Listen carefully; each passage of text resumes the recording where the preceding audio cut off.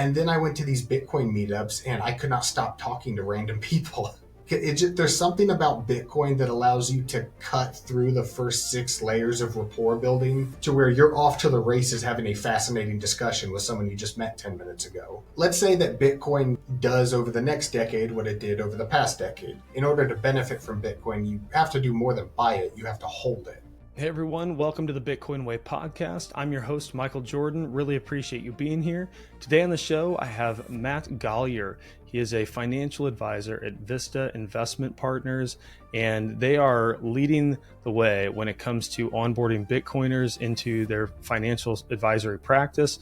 So they help with right-sizing your portfolio when it comes to Bitcoin, as well as those who need to retain a more traditional fiat portfolio alongside of that. We talked about Matt's journey into Bitcoin. We talked about their typical client base, how they're bringing in new Bitcoiners, and I think you're really going to enjoy this one. I know I sure did.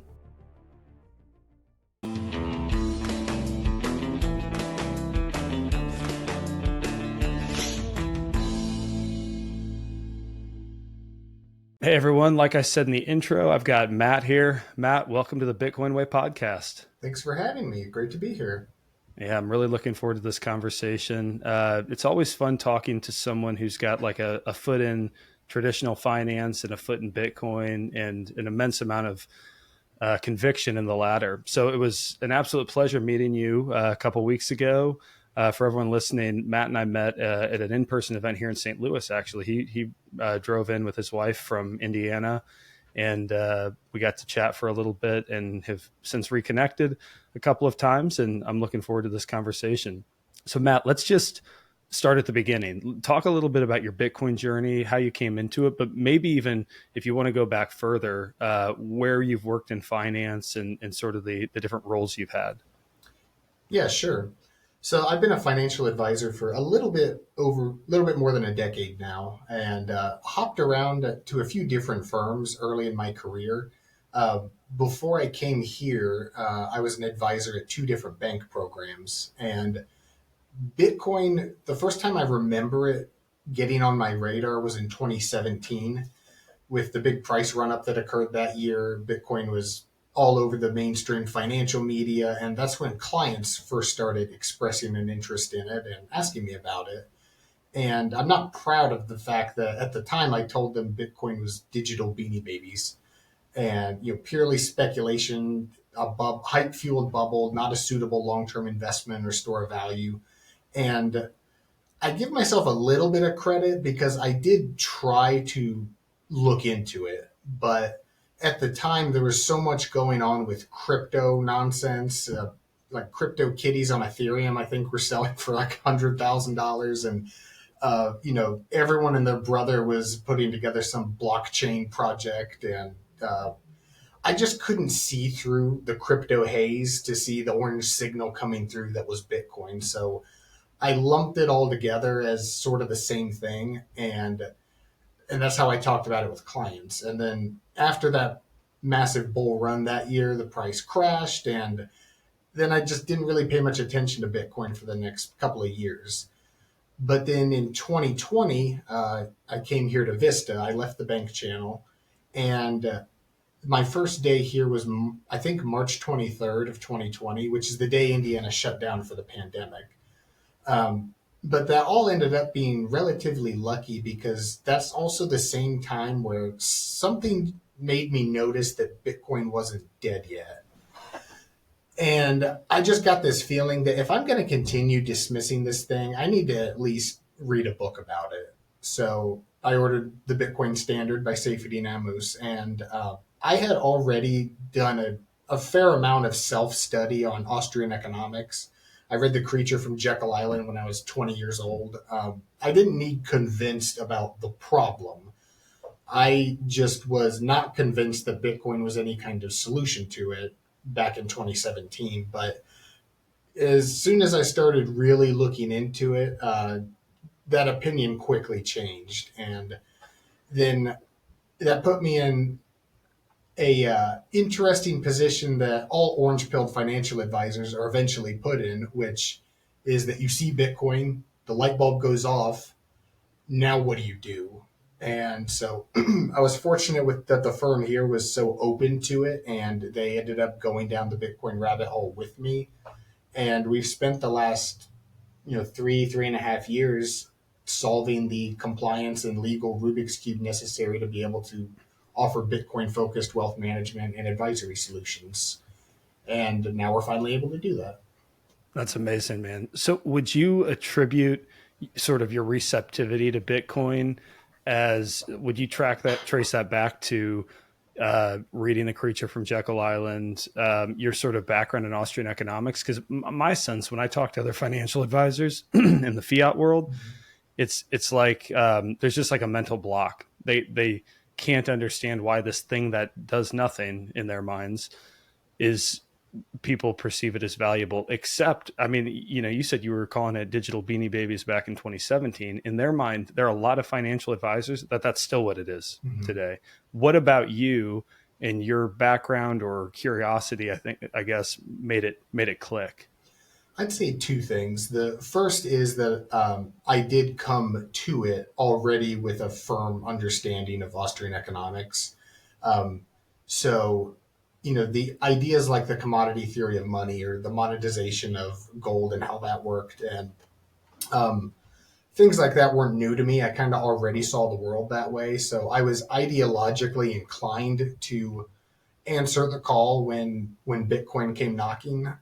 But then the other, just more practical reason, I think, is because I was relatively early and young in my career, where I like to think that I will always be open minded enough to embrace the good ideas as they come around. But if I'm being realistic with myself, flash forward to, I've been doing this for 30, 40 years. I've built a massively successful career.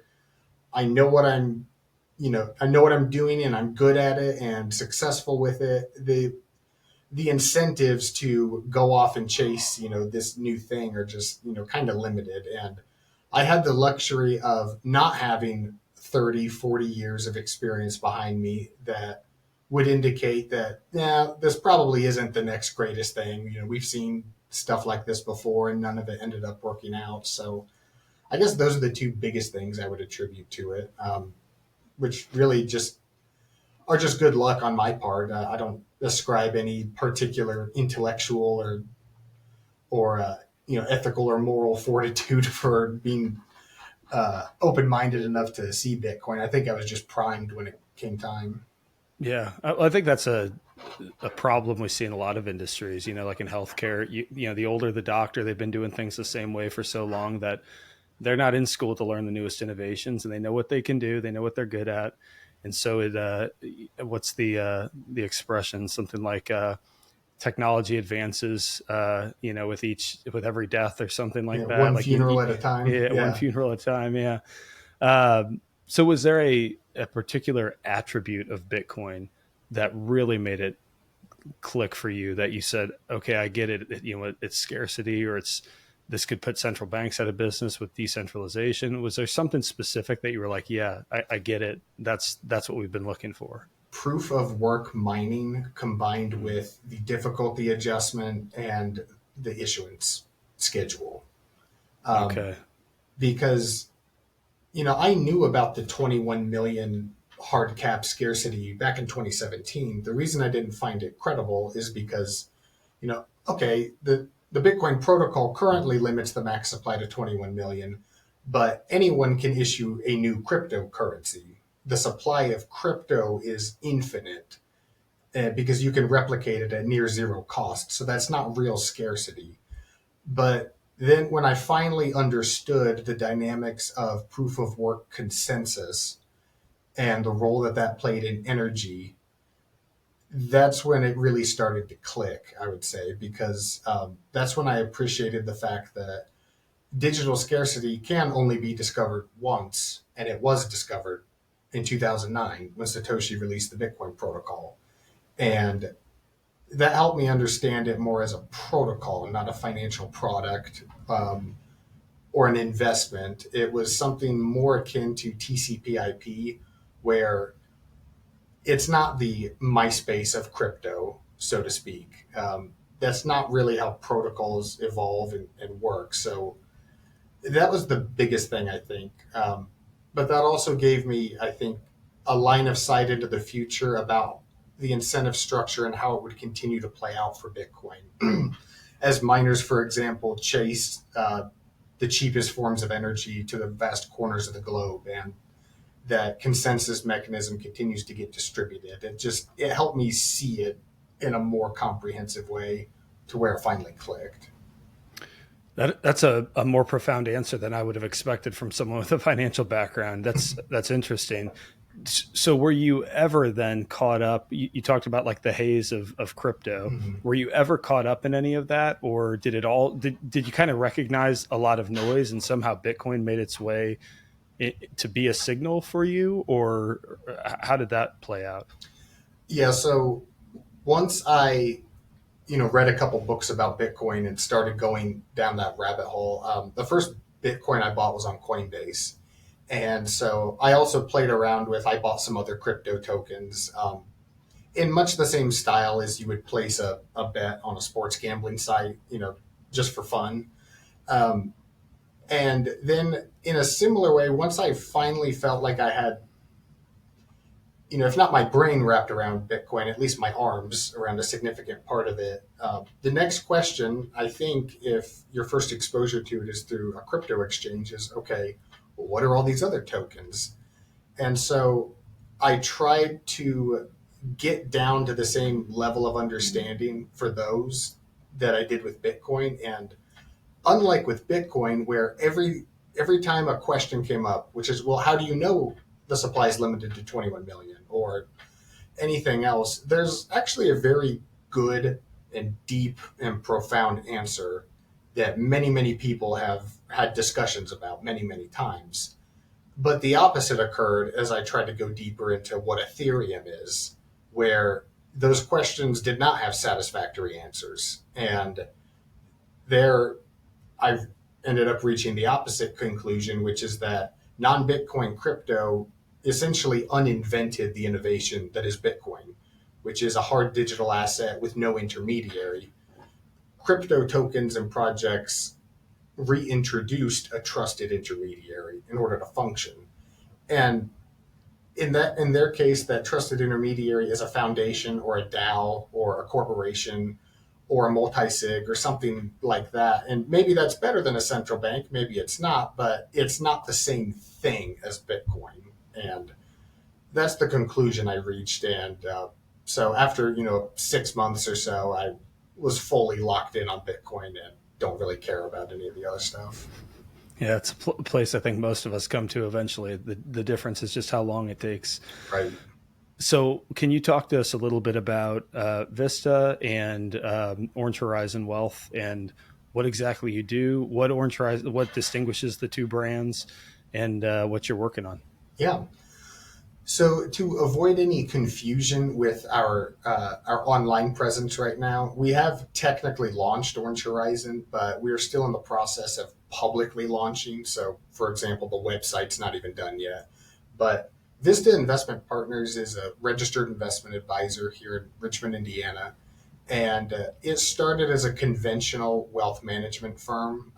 I didn't start the firm, I didn't grow it. I just came here as an employee and then got orange pilled and became the Bitcoin guy. But the leadership here followed me and went along that journey with me, and we reached two conclusions. The first was that if this thing is what it appears to be, then it will be the most important financial innovation that we're going to see in our careers, and we can't not educate clients about it. We can't not talk to clients about it.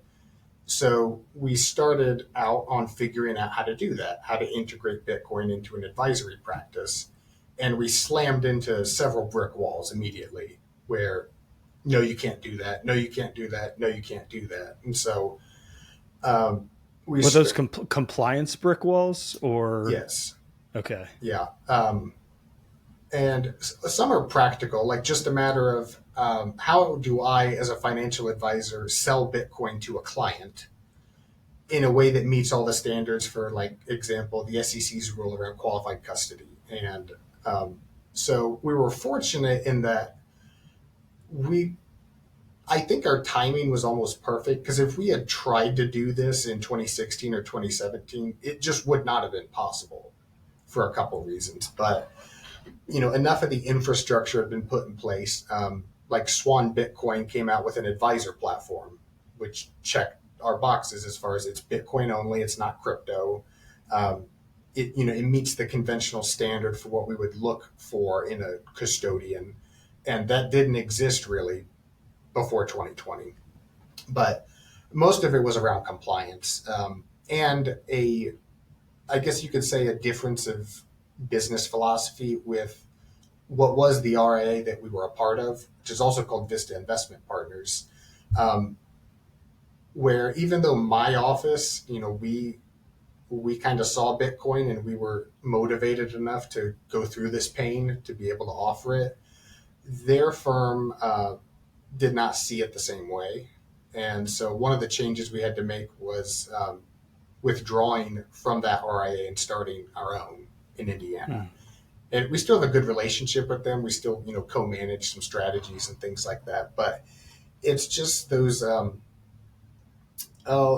painful changes that take a while and that disrupt everything. We had to do a handful of those in order to be able to say what we think is correct about Bitcoin and advise clients accordingly.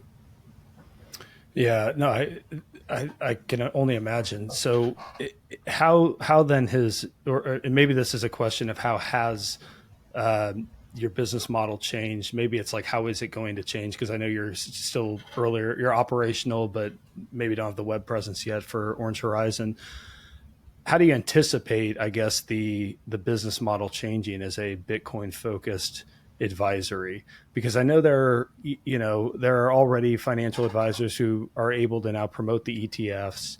Um, and typically my sense is those are less Bitcoiners and more, they kind of understand that adoption's increasing and everything. And so it's a fiat game still, but you can get exposure to Bitcoin's price action.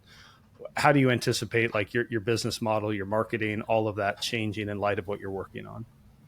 That lets me finish your last question, which I didn't completely answer, which is, part of what we've done now is, at the beginning of this summer, we created a division of Vista Investment Partners called Orange Horizon Wealth. So for our existing clients, we're still Vista, and our focus for them is on educating them about Bitcoin, and when they're ready, helping them get off zero.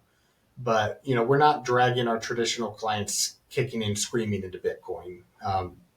We don't want to do that with any asset. Put a client's money in something volatile that they don't understand, because that doesn't set them up for success. So our focus for the Vista clients is on education and just helping spread the adoption there. But the focus of Orange Horizon Wealth is helping Bitcoiners who also own traditional financial assets and want help from an asset manager that sees the world the same way that they do.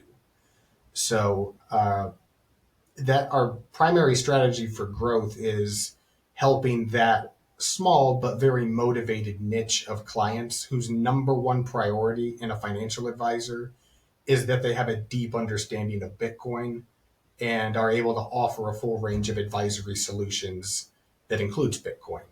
And so that's the growth strategy moving forward. Okay. So is their priority then, they've got a fiat portfolio that they probably don't intend on, offloading into Bitcoin. They're not going to be 100% in Bitcoin. Is what their objective is generally like, how do I right size my position in light of my risk tolerance, in light of my goals, stage of life? Is that like the value that they see in someone like you who understands Bitcoin, but can also help with a traditional fiat portfolio? Yes, I would say the clients we're best able to help are those who, for whatever reason, are not able or willing to be 100% Bitcoin. Because in a case like that, the value we're able to offer is really not the same. As for asset management and things like that, you don't need to hire us to hold Bitcoin securely, which you well know. So the primary value I think we offer Bitcoiners who also own traditional financial assets is helping them strike the smartest balance between Bitcoin and everything else to make sure that number one, they own enough Bitcoin that if it does what they believe it will do, they'll be in a very, very good position, potentially having financial doors open for them that otherwise would not have been open through conventional investment strategies. But that they own enough non Bitcoin assets that even if Bitcoin doesn't do what they believe it's going to do, they're still able to hit their base financial goals. They're still able to retire in comfort and dignity and, do the conventional priorities of a financial plan. And for every client, that's different. So helping them navigate that based on their unique financial situation, I'd say that's that's the primary way that we work with those clients. Yeah, yeah, definitely. So how are you thinking about then bringing new Bitcoiners into this business, like accumulating clients? Because it seems to me like you walk down the street, you bump into 100 people, and 99 of them still know very little about Bitcoin, and you might just be lucky if that one person is hardcore Bitcoiner versus I've read the Bitcoin Standard, or I've done some research on it or whatever. How are you thinking about engaging with these people, especially as, like, I think when we were talking offline, you said, traditionally your reach has been more regional. And I guess with Bitcoin, it offers a whole new group of, potential clients. Is there like a strategy you've thought out for how you're going to engage these people? How do we engage people who New, aren't new, Bitcoiners yet? no, sorry.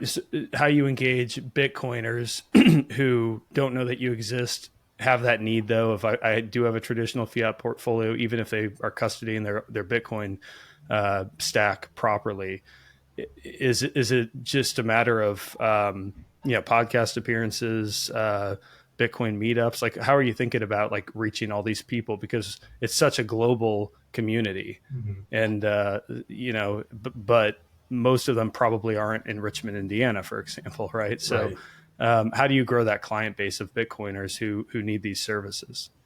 There are a few ways I can't talk about yet. Okay. But beyond that, in general, yeah. Now that we're able to do things like go on Bitcoin podcasts, that's definitely one. Um, on online marketing, getting that set up like you would do for any other business. There's past there. I don't know if I have anything that I can say that's too creative. But at this point now, right now we've since we launched, we've been in the fortunate circumstance that we have plenty of business coming in. So our focus has been on handling it and getting those clients onboarded properly. And um, the funnel of new business is kind of where it needs to be right now without us bringing on additional staff. So, yeah, Bitcoin has put us in a position that is not a position we've been in before, by the way. But we do have some longer term plans to position that with through engagement with Bitcoin companies. There's a lot of clients or investors who are clients of a Bitcoin company who also own traditional investments, and right now probably they don't have anyone who can provide advice on those investments from a Bitcoin lens. So over time, we're going to do more things to get more visibility and develop that. But we're not in a big hurry, I guess you could say, right now, which is one reason why we're taking our time on the website and things like that. Then I guess that's another question. How difficult do you anticipate it being to find new Bitcoiners who are financial advisors to onboard as employees to help support an influx? Have you found that to be challenging or pretty straightforward? Uh, that is not challenging because Okay. uh, yeah, over the past couple of years, I've spoken to dozens and dozens of Bitcoiner financial advisors who are in the same position we were in 4 years ago, where they see Bitcoin, they get it, but they can't do anything about it because their firm won't let them, or their business partner doesn't see it the same way that they do, or whatever the reason is. And so I don't think we'll really have any trouble scaling on that along those lines when the time comes, because at least in my opinion, what we've created now for an advisor who wants to focus their practice around Bitcoin, I think we've created the best firm for them to plug their business into that will empower them to grow their business along with the Bitcoin network, which I That's think is a pretty good business strategy.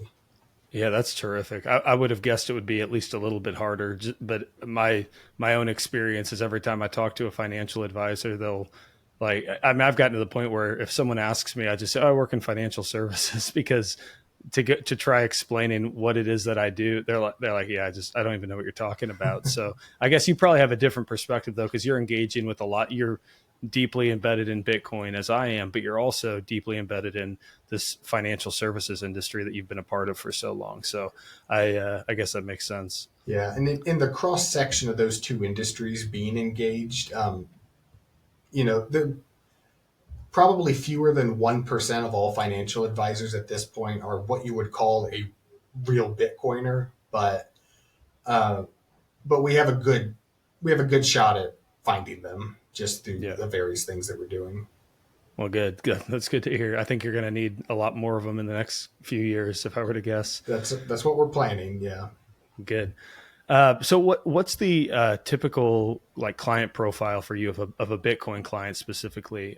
Not sure if you're able to share like net worth, but age, how long have they been in Bitcoin? I mean, even just more abstract stuff like their conviction. Are these like hardcore Bitcoiners coming to you? So any sort of demographic information. Yeah, I would say, if you look at like our ADV document, our traditional asset minimum ranges from 500,000 or a million, but we make exceptions to that. And there are some times where it makes more sense. If the client doesn't need us to manage their assets, they just want financial planning. We have an engagement for things like that.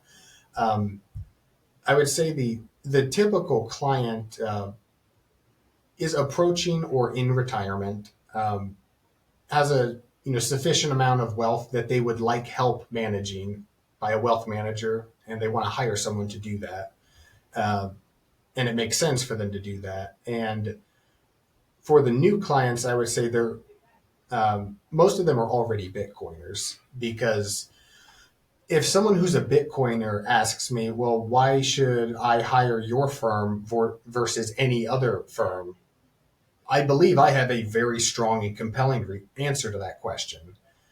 If they're not a Bitcoiner, I think we're good financial advisors. I think we're a good wealth management firm, but there are a lot of good wealth management firms, and um, our our advantage, I would say, is much less clear. So it just happens to be the case that the client for whom we are the most attractive is the one who's already a Bitcoiner and is now very motivated to find a financial advisor who can help them with their overall financial picture. Yeah, I think that's a big deal. Yeah, just like the ability to speak the language and to share like that similar conviction. I think it probably really enables you to focus in on what's right for you. Like right now, everyone else is just kind of ignoring this entire asset in Mm-hmm. in financial services. And so if you have a conviction there, there's no way to right size your portfolio if they think the answer is zero, right? Right. If they think maybe 1% of the ETFs or something, but you're thinking I've got 30 or 50% of my wealth in Bitcoin. That's going to be a hugely compelling proposition for some of these Bitcoiners, I'd think. Yeah. At the end of the day, when someone hires a financial advisor, regardless of the specific services and solutions that they're receiving, what they're really paying for is to have a trusted advisor in their corner who has their best interest at heart. Um, a lot of what I do and other advisors do, you can do without an advisor online yourself. And lots of clients are smart enough to figure that out on their own. There's a convenience factor to outsourcing that to a firm like ours, but really it's that trust factor, I think, that is such a big reason why someone engages with an advisor in the first place.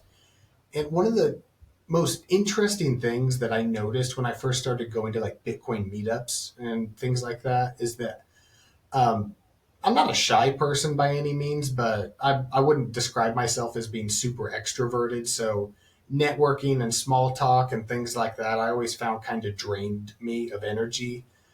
And then I went to these Bitcoin meetups, and I could not stop talking to random people. Um, it's like, what would you call it? I don't know, networking on easy mode. There's something about Bitcoin that allows you to cut through the first six layers of rapport building to where you're off to the races having a fascinating discussion with someone you just met 10 minutes ago. And that dynamic plays out with clients to where we just talk about Bitcoin for an hour. And then I've said it before, which is what I try to tell other advisors who haven't yet taken a look at Bitcoin, that some of your clients have, and they've spent 100 or more hours on it, and they can tell in 10 seconds whether you know what you're talking about or not. So at the very least, I would advise keeping your opinion to yourself until you've read a few books about it, because unfortunately, I think the wake up call for some advisors is going to be when they start losing clients over it. Yeah. Oh, completely. I think the pain's going to be real for a lot of people. And I can completely relate to your comment about networking events. I spent a decade in enterprise software sales, Mm-hmm. and I traveled for all kinds of events, conferences and things. And it's like pulling teeth trying to make small talk with people until you can kind of work your way into discussing something that you're really after. I go to a Bitcoin conference now, and I'm surrounded by people who I have at least one very fundamental thing in common with, and probably 10 fundamental things in common with at this stage of Bitcoin's adoption. Mm-hmm. They understand Austrian economics, or at least care about it, and would generally align with a lot of those principles. So, um, one of the other questions, going back to like your typical Bitcoin client, I'm curious, like, do you have a range of like what a typical allocation to Bitcoin someone would have versus their, obviously it's very dependent, but versus their fiat portfolio? Like, are your clients 10% in Bitcoin or 80% in Bitcoin or somewhere in the middle? Mm, everywhere All across the over, spectrum. all Yeah. over. Yeah. Okay. It's one of those things because it Is just, that a matter more of conviction or based on life circumstances or a combination? a combination, but part of it has to do with their knowledge and conviction of Bitcoin. Because let's say that Bitcoin does over the next decade what it did over the past decade. Let's say we could somehow know that for sure. It still would not do a client any good who doesn't know what this thing is to shove half their investments into Bitcoin, because in order to benefit from Bitcoin, you have to do more than buy it, you have to hold it. So that's a big part of it, where making sure that we have an accurate understanding of a client's risk tolerance, their financial goals, their time horizon, and avoid putting them in a position where they experience a level of volatility that makes them so uncomfortable that they are unwilling to continue with the long-term investment strategy. So Mm. the knowledge and conviction of the client around Bitcoin is a huge factor, I would say. And then beyond that, it's more the, I guess, basic financial planning considerations you'd have, which, what are the client's income needs? When are they going to retire? Do they have a fully funded emergency fund? And just everything related to that. So yeah, it covers the spectrum. I've had a lot of conversations with investors who are 100% allocated to Bitcoin. Um, but most of the time, they don't become clients because my response to them at the end of our conversation is, I don't really see how we can do you much good if you've got, all your net worth in a multi-sig custody arrangement that you're happy with. You don't need detailed financial planning that we would bill on. Happy to chat with you, happy to talk again, but I don't think you need our help. Yeah. So yeah, it Well, covers that range. yeah, and I'm sure they appreciate the honesty. So you and I spoke offline a bit the other day about this, but could you sort of explain your willingness to support very high levels of allocation to Bitcoin for certain individuals? I know, like I've spoken with a few other Bitcoin financial planners and advisors, and they seem much more apprehensive to do so. And could you also so I guess the first question is, what makes you comfortable and confident doing that? And then the second question is, how do you think about documenting the process that you went through to make those recommendations so you can plead your case if you're audited on, any of these determinations? The first conceptual framework that I think it's important to understand is that even though Bitcoin is volatile like an investment, its exchange rate is volatile. Bitcoin is not an investment, it is money. And for example, you would never raise any eyebrows if you recommended that a client have half of their portfolio sit in cash.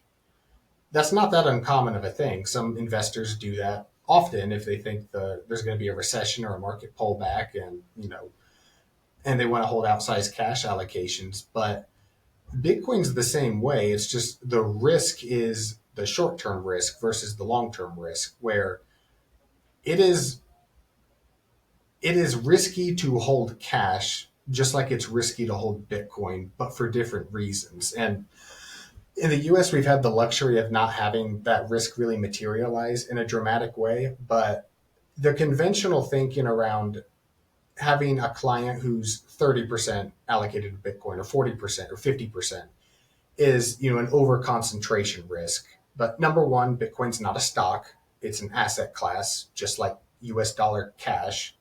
So that doesn't really work there from that framework. But then the other thing beyond that is just the likelihood that Bitcoin's price could go down 75, 80%. And you have a client, substantial amount of a client's money in that and the impact that will have. And that is true. But one thing that I'll ask is, well, what are the odds that cash sitting there will suffer a 50, 70, 90% debasement? That hasn't happened in the US dollar, but that's happened in other countries. And so if you ask me which is more likely, that Bitcoin goes to zero or that, the dollar suffers a rapid inflationary event that permanently wipes away a majority of its purchasing power, I don't know which is more likely, but I don't think you can make the case that the odds for either are 100% or zero. So um, at the end of the day, a client's Bitcoin allocation and what I recommend that allocation will be is based on what I believe is in the best interest of the client, based on their knowledge, conviction, risk, risk tolerance, time horizon, and investment objectives, just like it would be for me to make any other financial recommendation. And I never want to be in a position where I'm afraid to tell a client the truth about what I believe is what's best for them, just because of, how it looks to someone who's not involved in our relationship. Yeah, yeah. So if you had someone who came to you and said, "Hey, look, I'm young, I have a long time horizon, I'm very comfortable with risk and volatility, and I have a lot of conviction in this Bitcoin thing." Um, let's assume they have positive cash flow, they can pay their bills each month, so they have some money to save. For you, allocating, advising toward an allocation of 80, 90 plus percent is something that you'd potentially be comfortable with. I guess maybe the one exception to that might be like a 6 month emergency fund or something like that for short term expenses. But is that something that you've done, or is that sort of the point you're making here, that as long as those boxes are checked, you're comfortable with that sort of level of allocation? I would be in the scenario where that is what was best for the client. I would document why I made that recommendation, and Mm-hmm. we do all the things that we normally do for an investor. It just happens to be the case that that type of client doesn't really need us or engage with us. So we, Yeah, in fair. that scenario, a young guy who's plowing all his savings into Bitcoin and just keeps a 6 month emergency fund, that client doesn't typically hire us because there's not a whole lot for us to do for them. But yes, in a scenario where that's what made sense, the Bitcoin allocation is whatever it needs to be for that individual client. Yeah. Do any of your clients, are any of them ever like confused when they talk to you that they're talking about crypto and you're talking specifically about Bitcoin, or generally have you been able to attract like the real Bitcoiners and not people who are sort of gambling or distracted? And maybe it's just sort of a side thing, like you were talking about, like betting on horses or something like that. But have you bumped into any of that? For for our existing clients, yes, that's an important distinction that I bring up over and over again. That's an important part of educating them about Bitcoin.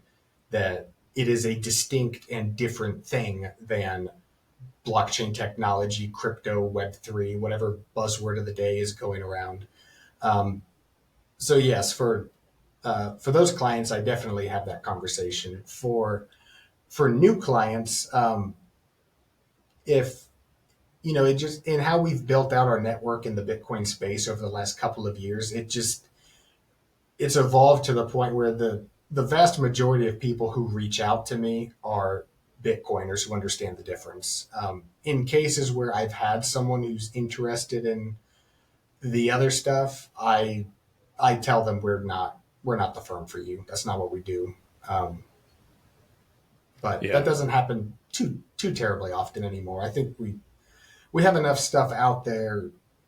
Uh, we don't have a lot, but we have enough out there that I think anyone who's reaching out to us because of that, already has a pretty good idea of what we're about. Hey there, just a quick break and we'll be right back to the show. I wanted to spend a minute sharing with you how the Bitcoin way helps individuals achieve self custody and self sovereignty over their money, their online life, and having a plan B as an individual. The Bitcoin way can help you properly custody your Bitcoin using only air gapped, open source, Bitcoin only hardware wallets. We help you set up and run your node. It doesn't matter if you're brand new to Bitcoin, if you've been in Bitcoin 10 years, there's a good chance that there's a gap in your self custody setup, and we can help resolve that and give you confidence and peace of mind. When it comes to your online life, you are being tracked and watched and spied on by governments, by corporate interests all over the place. We can give you confidence that even logging onto Wi-Fi at your airport or at your local coffee shop, you are protecting yourself and remaining self-sovereign and private. Finally, if you want help adding to your passport repertoire, we've got a citizenship program whereby we establish temporary residency and walk you through the entire process, white glove service, boots on the ground through citizenship.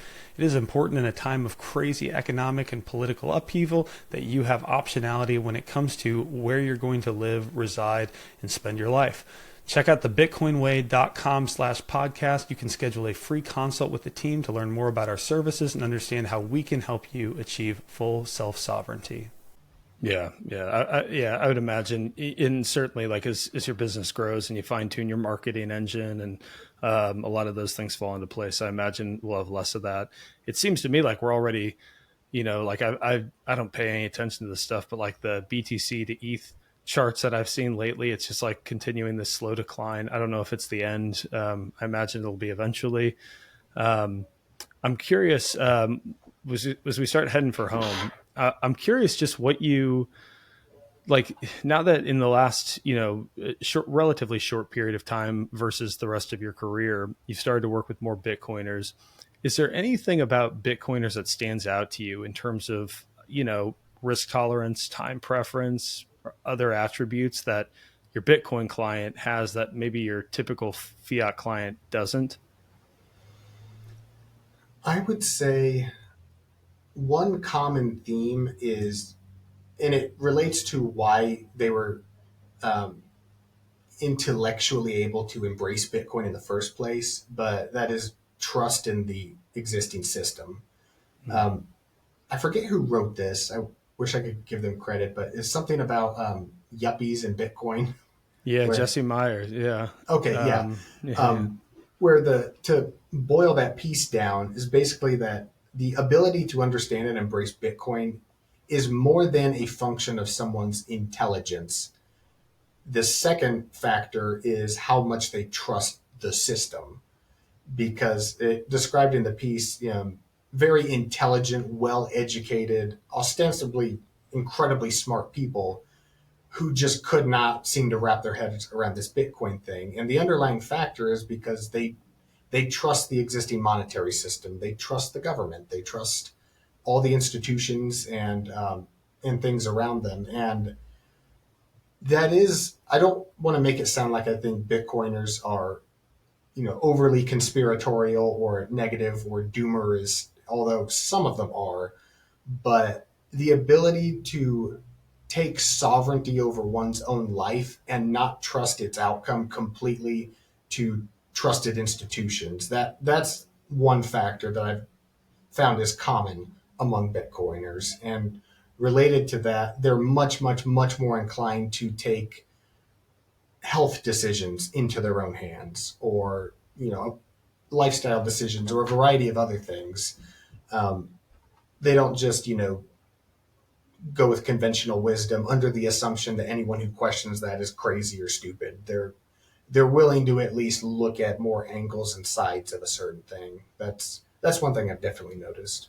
Yeah. Perhaps said differently, I heard a conversation recently that these sort of this early wave of adopters of Bitcoin tend to be a much more disagreeable group. And over time, as we move into majority adoption and more and more people coming in, that's going to change. We're going to have more agreeable type of people. But right now, the willingness, I guess, to go against the grain, to break conventional wisdom, to distrust where we feel as though distrust has been earned, seems to be like one of those factors that sets Bitcoiners apart. Yeah, Yeah. yeah, I think that's definitely true. Okay, Matt, I got one last question for you. This is a question I ask everyone at the end of the episode. And the question is, what is an unpopular opinion that you hold? And as I always say, you get bonus points if it's unpopular, even amongst Bitcoiners. So don't worry about making anyone mad here. um, I think I have one. At least Bitcoin Twitter. Some people won't like it, but the opinion is that there is no right way to engage with the Bitcoin network. I think some people get ideological about it, where if you're doing anything other than buying non KYC Bitcoin and holding it in self custody, then you're doing it wrong. Hmm. I completely disagree with that. I think the correct way to engage with Bitcoin is a function of someone's understanding, motivation, financial circumstances, and everything else related to their lives. Where, you know, the finish line, I think, to me, is for an investor to hold a substantial amount of their net worth in self custody Bitcoin. That's the finish line. The starting point is asking yourself for the first time seriously, okay, what is this Bitcoin thing? And the people who are too black and white about, custody arrangements or how to engage with Bitcoin, I think oftentimes ignore the fact that you will not go from the beginning to the end immediately. There is a wide swath in the middle. And it's important to recognize the benefit that solutions like the spot ETFs can play in a client situation, where there are a lot of clients who will never buy spot Bitcoin. They will never sign up for a Bitcoin exchange and make a purchase there. They're just not going to do it. But they will make an allocation to a Bitcoin ETF in their existing securities account. Is that as good as owning actual Bitcoin? No, in most ways it's not. Is it better than having no exposure? Yeah. So the opinion, I guess, is don't let perfect be the enemy of better. Where if Bitcoin does what we all think it's going to do, you have to believe that it's going to scale in steps and layers, and Bitcoin will continue to embed itself in all areas of traditional finance. And it doesn't make sense to call any of those wrong just because they interface with the legacy financial system. So banks are going to custody Bitcoin. I think that's inevitable.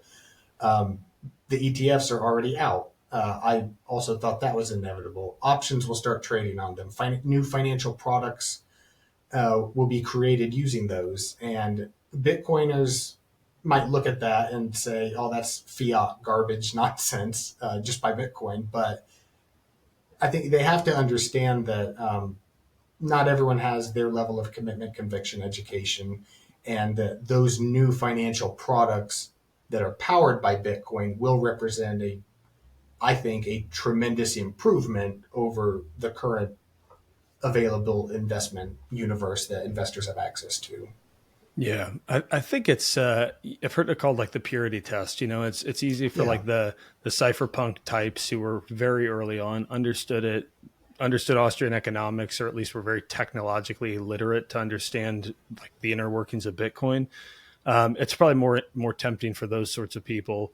But like working in Bitcoin, it's the same thing. Like I think I bought my first Bitcoin a few years ago on Coinbase, left it there, and I thought I owned Bitcoin. And then I moved it into collaborative custody because I was told to get it off the exchanges. And then I said, okay, something about this isn't right. I'm trusting a company that supports other cryptocurrencies. I'm not sure about this hardware wallet I'm using. And now I'm in full self custody.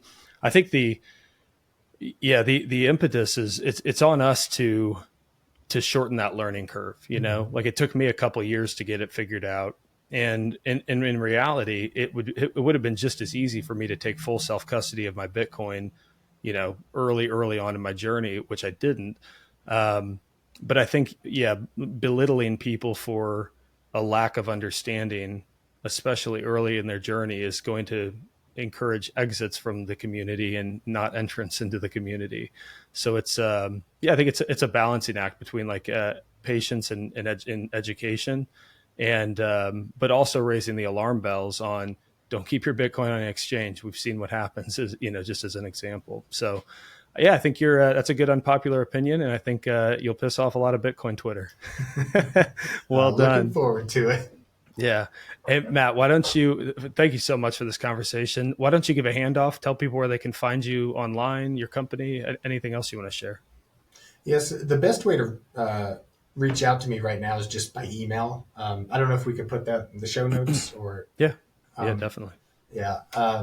But I'll spell it out, but it's matt.golliher at vistainvestment.net. That's matt.golliher at vista, VISTA, investment.net. And if we could get that in the show notes, that's the best place to reach out. And I tell Bitcoiners, my promise to Bitcoiners is I am always happy to talk with you if I can be helpful, whether or not you're looking to hire a financial advisor. Um, so if there is anyone out there who has questions or anything where we can help, I'm happy to chat.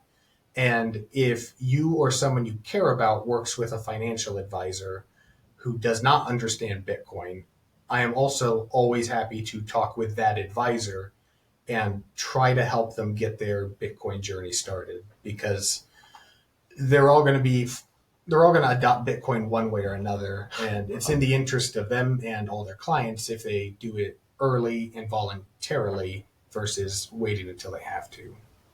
Well said.